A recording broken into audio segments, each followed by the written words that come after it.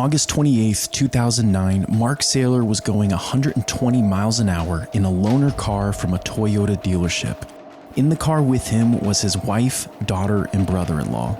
Now, called 911 while in the car, and I have to warn you, what you're about to hear is horrific. 911 emergency, what are you reporting? Accelerator step. I'm sorry? Accelerator step. We're going 120, Mission Gorge. Mark was trying to brake, but the car wasn't slowing down. We're in trouble. We can't, there's no brake. Okay. In freeway, half mile. The freeway was ending and they were approaching an intersection with stopped vehicles. We're approaching the intersection. Okay. We're approaching the intersection. Hold on. Pray. Okay. Oh, shoot. Oh. Okay. Hello? To avoid hitting other vehicles, Mark drove the car off into a ravine. All 4 passengers were instantly killed. The recording of the 911 call went viral, and everyone, especially the relatives of the family, blamed Toyota. The 911 call lasted just 17 seconds. Accelerator step.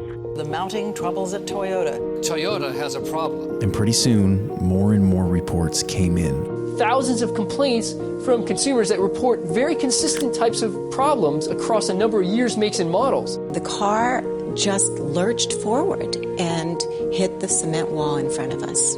Over the next 5 years, an estimated 90 people died in Toyota vehicles. Put simply, Toyota's conduct was shameful. It showed a blatant disregard for systems and laws designed to look after the safety of consumers. Since everyone blamed Toyota, the company ended up recalling 10 million vehicles in just 2 years. They paid a $1.2 billion fine to the US government and spent another $1.1 billion on a class action lawsuit. But what exactly went wrong in the Mark Saylor incident? And was this really Toyota's fault? Initially, the incident was blamed on floor mats, and for good reason. Soon after the Mark Saylor incident, it was discovered that the same loaner car he was driving had been reported as having a loose floor mat that caused an unintended acceleration. So Toyota conducted a massive recall, and this should have solved the problem for all of these mysterious accelerations. But it didn't. Floor mats turned out to be just a small piece of the puzzle. Malcolm Gladwell, who is a very well-known and well-respected journalist, did an entire podcast episode on this Mark Saylor incident, and he strongly argues a point that is pretty controversial. But if your car is suddenly and mysteriously accelerating, all you have to do is step on the brakes, because brakes beat engines. He put this to the test by flooring the gas pedal in a car and slamming on the brakes while it was still floored, and the car stopped. Car and Driver did the same experiment, except with a powerful sports car, and again, the brakes ended up overpowering the engine and stopping the vehicle. So if Gladwell is right, if brakes will always beat an engine, then why couldn't Mark Saylor stop his car that day?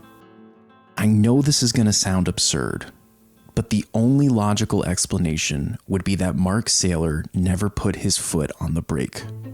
Just go with me on this for a minute.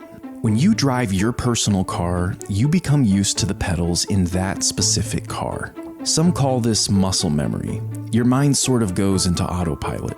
Well, the vast majority of these mysterious acceleration cases happened when a driver was put in an unfamiliar vehicle like Mark Saylor driving a loaner.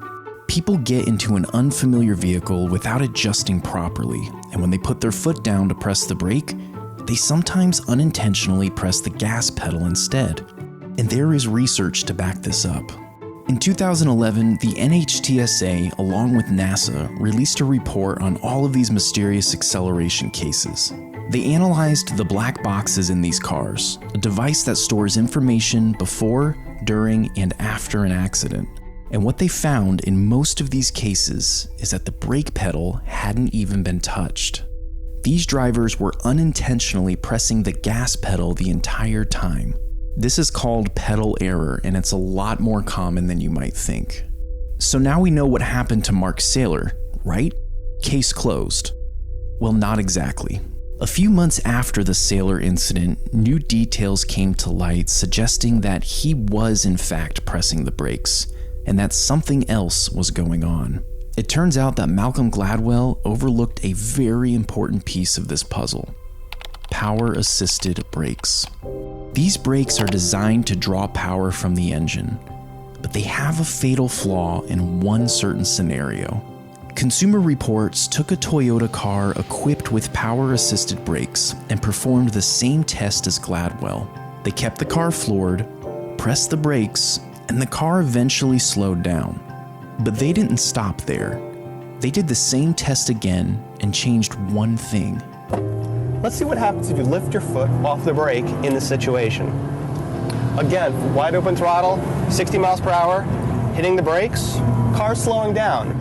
I'm going to lift off my brakes just once and then back down. I've lost power assist. I cannot slow this vehicle down. I'm pushing all my might. I'm going 40. Say I lift off my brake again and pump them. Now I'm going 60. Cannot slow down the vehicle. Lift off again. 80 miles an hour. I'm powerless to slow this vehicle down. Mark Saylor wasn't the victim of pedal error. He was the victim of a loose floor mat and power-assisted brakes. In the real world, people will actually lift a foot off the brake, perhaps to pump the brakes to get more power. Perhaps they're trying to fiddle with a floor mat. But the point is when you lift your foot off the brake, even one time, you lose your power assistance, and it becomes almost impossible to stop the vehicle.